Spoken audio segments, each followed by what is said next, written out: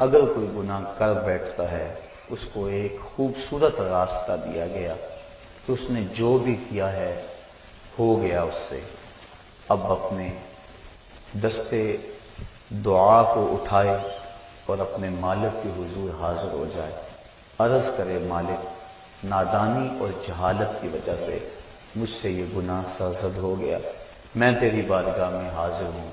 اللہ تعالیٰ پھر یہ نہیں دیکھتا کہ اس کے گناہ کتنے ہیں، یہ دیکھتا ہے کہ یہ آیا ہے میری چوکھٹ پہ، اور اللہ تعالیٰ اس کے پچھلے سارے گناہوں کو معاف فرما دیتا ہے۔ جو صغیرہ گناہ ہیں وہ تو ساتھ ساتھ مٹتے رہتے ہیں، ہم نماز پڑھتے ہیں، وضو کرتے ہیں، نیک اعمال کرتے ہیں تو صغیرہ گناہ مٹ جاتے ہیں۔ بلکہ ایک روایت میں آتا ہے جب کوئی شخص گناہ کرتا ہے تو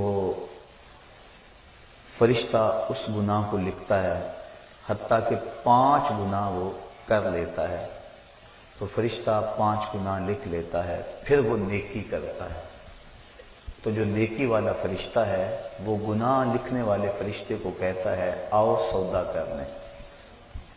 وہ کہتا ہے کیا سودا؟ تو وہ کہتا ہے کہ جب کوئی ایک نیکی کرے تو 10 نیکیاں میں نے لکھنی ہیں، میں 10 نہیں لکھتا 5 لکھتا ہوں، تو 5 گناہ مٹا دے۔ تو وہ برائیاں لکھنے والا فرشتہ 5 گناہ مٹا دیتا ہے اور یہ 5 نیکیاں لکھ دیتا ہے، اور اللہ تعالیٰ مومن کا معاملہ یوں ہی صاف فرماتا رہتا ہے۔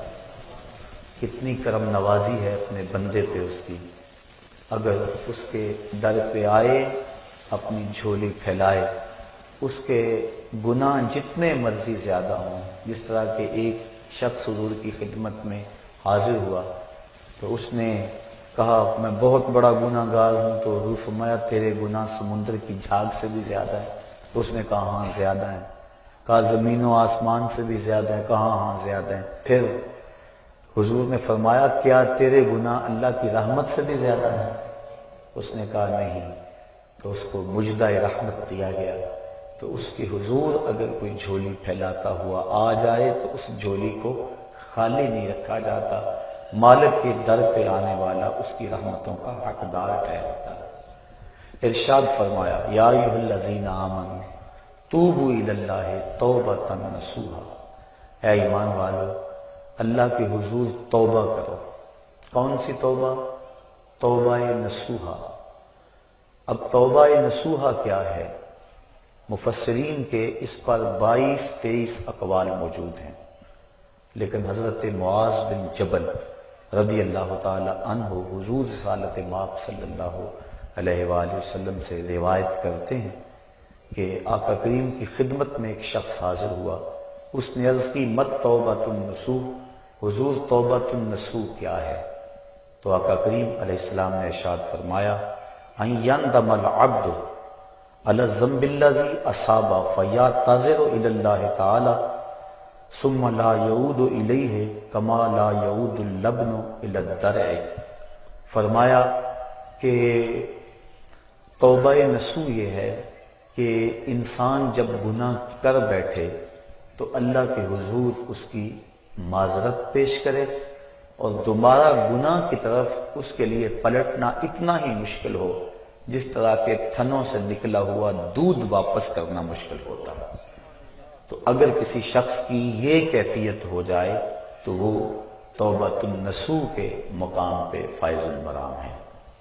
حضرت علی المرتضیٰ رضی اللہ تعالی عنہ تشریف فرما تھے کہ ایک اعرابی آیا، اس نے استغفار طلب کرتے ہوئے کہا اللہم انی استغفرک و اتوب الیک، اے اللہ میں تیری بارگاہ میں استغفار طلب کرتا ہوں اور تجھ سے رجوع کرتا ہوں۔ حضرت علی المرتضیٰ رضی اللہ تعالی عنہ نے فرمایا جھوٹوں والی توبہ نہ کرو۔ عرض کی کہ یہ جھوٹوں والی توبہ ہے؟ فرمایا ہاں، زبان سے استغفار پڑھنا لیکن استغفار دل میں نہ اترے۔ ایک حدیث شریف کے الفاظ ہیں التائب من الذنب کمن لا ذنب لہ والمستغفر من الذنب وہو مقیم علیہ کالمستہزئ بربہ۔ گناہ سے توبہ کرنے والا ایسا ہے جس طرح اس نے گناہ کیا ہوا ہی نہیں، اور استغفار کرنے والا اور گناہ کے اوپر وہ جمع ہوا ہے لیکن گناہ نہیں چھوڑتا اور استغفار کیے جا رہا ہے، فرمایا وہ ایسا ہے جس طرح اپنے رب سے مذاق کر رہا ہے۔ تو توبہ کی حقیقت تو یہ ہے کہ انسان عزم مصمم کرے کہ دوبارہ میں یہ گناہ نہیں کروں گا۔ جس طرح تھنوں میں دودھ کو واپس کرنا مشکل ہوتا ہے، اس طرح اس کا گناہ کی طرف لوٹنا مشکل ہو۔ تو حضرت علی المرتضیٰ رضی اللہ تعالیٰ عنہ نے فرمایا کہ سچوں والی توبہ کر، جھوٹوں والی توبہ نہ کر۔ اس نے عرض کی حضور آپ بتائیں سچوں والی توبہ کیا ہے؟ تو حضرت علی المرتضیٰ رضی اللہ تعالیٰ عنہ نے فرمایا سچوں کی توبہ کی 6 شرائط ہیں۔ پہلی شرط یہ ہے کہ گناہ پر ندامت اختیار کی جائے، جو سابق گناہ کیے ہیں اس پہ شرمندگی ہو، اور ایک روایت میں آتا ہے حقیقت التوبۃ الندم، توبہ کی حقیقت شرمندگی ہی ہے۔ جب بندہ شرمندہ ہو جائے تو یہ توبہ کا روپ ہے اور یہ توبہ کا انداز ہے۔ تو کہا پہلی چیز سابقہ گناہوں سے توبہ کر۔ دوسری بات جو فرائض رہ گئے ہیں ان کی قضا کر۔ توبہ کرنے سے پچھلی نمازیں اور جو فرائض اور روزے رہ گئے ہیں وہ معاف نہیں ہو جاتے، بلکہ توبہ تو اس بات کی ہے کہ جو وقت پہ میں نہیں پڑھ سکا اے اللہ وہ مجھے معاف کر دے، آئندہ میں وعدہ کرتا ہوں کہ جو میرے ذمے قرض ہے میں اس کو ادا کروں گا، اور نمازیں روزے اور دیگر جو تیرے حقوق ہیں میں ان کو ادا کروں گا۔ تو فرائض جو رہ گئے ہیں ان کی قضا کرے۔ تیسری شرط کسی کا قرض دینا ہو تو اس کو ادا کرے۔ چوتھی شرط کسی کے ساتھ جھگڑا کیا ہوا ہو تو اس سے معذرت کرے۔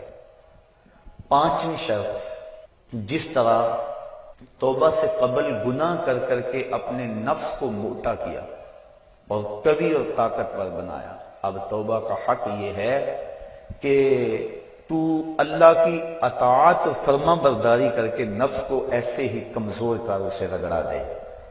اور چھٹی شرط یہ ہے کہ آئندہ گناہ نہ کرنے کا عزم مصمم کر لے۔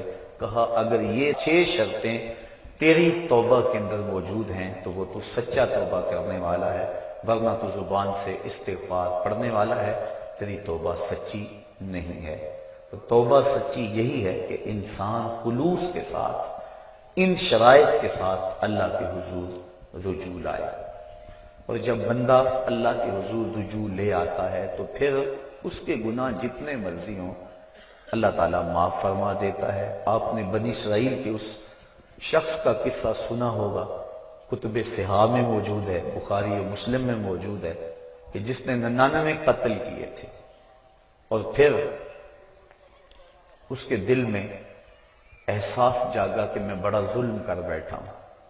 اس وقت کے ایک راہب کے پاس گیا جو عبادت گزار تھا، اس کو جا کے کہا میں 99 اشخاص کا قاتل ہوں، اب توبہ کے لیے دل میں آرزو پیدا ہوئی ہے، بتاؤ میرا رب مجھے معاف کر دے گا؟ تو اس نے کہا نہیں، اتنے قتل اور معافی یہ کیسے ہو سکتا ہے، چونکہ وہ خشک زاہد تھا، علم کے نور سے مالا مال نہیں تھا۔ اس نے کہا نہ معافی نہیں ہے۔ اس نے کہا جب معافی نہیں ہے تو پھر 99 کیا اور 100 کیا؟ اس نے اس کو بھی قتل کر دیا، اور حدیث میں آتا ہے 100 کی تعداد پوری ہو گئی، لیکن دل میں جو امنگ پیدا ہوئی تھی، تڑپ تھی، وہ بدستور موجود تھی، وہ اس کو چین سے نہیں بیٹھنے دے رہی تھی۔ پھر کسی کے پاس گیا، مجھے بتاؤ میں توبہ کرنا چاہتا ہوں، کوئی راستہ بتاؤ۔ کسی نے کہا فلاں بستی میں اللہ کے کچھ بندے رہتے ہیں، تو جا ان کے پاس چلا جا اور ان کے ساتھ مل کے عبادت کر، اللہ تیرے گناہوں کو معاف فرما دے گا۔ جہاں اللہ والے ہوں وہاں اللہ کی رحمتیں برستی، اور اہل اللہ کے قریب جا کے توبہ کریں تو توبہ جلد قبول ہوتی ہے۔ ایک بزرگ فرماتے ہیں کہ میں جا رہا تھا بازار میں تو ایک شرابی نالی میں گرا ہوا تھا، مجھے ترس آیا، میں نے شفاف پانی منگوایا اور اس کو نالی سے اٹھوا کر اس کا منہ دھویا۔ انسان ہے اور یہ گندی نالی کے اندر گرا ہوا ہے اور گندا پانی اس کے منہ سے لگ کے گزر رہا ہے، مجھے ترس آیا اس پر، میں نے اس کا منہ دھو دیا۔ پھر میں چلا گیا۔ تہجد کے وقت جب میں مسجد میں گیا تو کیا دیکھتا ہوں کہ وہ شرابی مصلی پہ کھڑا ہے۔ میں نے کہا مالک یہ شرابی اور میں اس کو مصلی پہ دیکھ رہا ہوں؟ کہا میرے بندے تو نے اس کا منہ دھو دیا تھا، میں نے اس کا دل دھو دیا۔ تو اللہ کے حضور جب بندے اس کے بندوں کی وساطت سے آتے ہیں تو پھر کرم اور دوبالا ہو جاتا ہے۔ تو توبہ میں اہل اللہ کی صحبت کی بڑی اہمیت ہے۔ تو وہ بندہ جس نے 99 اشخاص کا قتل کیا تھا وہ اللہ والوں کی بستی کی سمت چل پڑا۔ ابھی کچھ فاصلہ طے ہوا تھا کہ موت کا وقت مقرر ہے، موت آ گئی۔ جنت کے فرشتے بھی آ گئے، جہنم والے فرشتے بھی آ گئے۔ دونوں کا تقاضا تھا کہ یہ ہمارا ہے۔ جنتیوں کی دلیل یہ تھی کہ توبہ کرنے جا رہا ہے، جہنمی کہتے تھے کہ ابھی پہنچا نہیں ہے، ابھی اس نے توبہ کی نہیں ہے، ابھی تو محض ارادہ اور عزم ہے، 100 اشخاص کا قاتل ہے، ہم ان بدبودار ٹاٹوں میں لپیٹ کر اس کی روح کو سجین میں لے جائیں گے۔ جب دونوں فرشتوں کا باہمی تکرار ہوا تو اللہ تعالیٰ نے ایک تیسرے فرشتے کو بطور فیصل ان میں بھیجا اور فرمایا کہ یہ جو فیصلہ کرے اسے قبول کر لینا۔ تو اس نے فیصلہ کیا کہ زمین کو ماپ لو، اگر آگے زیادہ ہوئی تو پھر اس کو جہنم والے لے جائیں، اور اگر پیچھے زیادہ ہے، زیادہ فاصلہ کر آیا ہے اور اللہ والوں کی بستی کے زیادہ قریب ہے تو پھر جنت والے فرشتے لے جائیں۔ اور جب فاصلے ماپے گئے تو آگے کا فاصلہ زیادہ تھا، پیچھے فاصلہ جو ہے ابھی تھوڑا طے ہوا تھا، لیکن اللہ تعالیٰ نے زمین کو حکم دیا آگے سے سمٹ جا، پیچھے سے پھیل جا۔ اس طرح زمین آگے سے سمٹ گئی اور پیچھے سے پھیل گئی، اس کو جنت کے فرشتوں کے سپرد کر دیا گیا۔ اور ایک روایت کے لفظ ہیں کہ جب وہ گرا، موت آئی، روح قبض ہونے لگی تو گرا، تو اس کو اتنا اشتیاق تھا اللہ والوں کی بستی کے قریب پہنچ کا، اللہ والوں کے پاس جا کر توبہ کرنے کا، کہ وہ مرتے مرتے بھی اپنے آپ کو گھسیٹ کے آگے کرتا رہا، اور وہ ایک بالشت اپنے سینے سے اپنے آپ کو گھسیٹ کے اس نے آگے کیا، اور جب اس کا فاصلہ ماپا گیا تو وہی ایک بالشت تھی جو اللہ والوں کی بستی کے زیادہ قریب تھا۔ تو اللہ تعالیٰ جل شانہ نے اس کی مغفرت فرما دی۔ تو اس کے حضور کتنا بڑا گناہ گار کیوں نہ ہو وہ بخش دیتا ہے۔ کہتا ہے کون ہے جو میرے علاوہ گناہوں کو بخشے گا؟ وَمَن يَغْفِرُ الذُّنُوبَ إِلَّا اللَّهُ، کہا اللہ کے علاوہ کون ہے جو بخشے گا؟ کوئی ہے بھی تو نہیں نا جس کی چوکھٹ پہ جائیں۔ ایک بوڑھا حج کو جا رہا تھا، ایک نوجوان نے کہا مجھے بھی ساتھ لے چلو، اس نے کہا آ جاؤ، لیکن جب عرفات میں پہنچے بوڑھے نے آواز لگائی لبیک اللہم لبیک، آگے سے آواز آئی لا لبیک، تیری کوئی حاضری قبول نہیں۔ تو وہ پھر بھی آواز لگا رہا ہے لبیک اللہم لبیک۔ جوان نے کہا بابا جی سنا نہیں کیا جواب مل رہا ہے؟ کہا آج سے نہیں سن رہا، 70 سال سے سن رہا، 70 سال ہو گئے آتے، میں کہتا ہوں لبیک، جواب آتا ہے لا لبیک۔ تو کہا بابا 70 سال ہو گئے یہ آواز سنتے اور پھر بھی آتے ہو؟ کہا جوان اس در پہ نہ ہوں تو بتاؤ کس در پہ جاؤں؟ اگر نہ آؤں گا تو کہاں جاؤں گا؟ اور تو کوئی چوکھٹ ہے ہی نہیں، یہی تو در ہے۔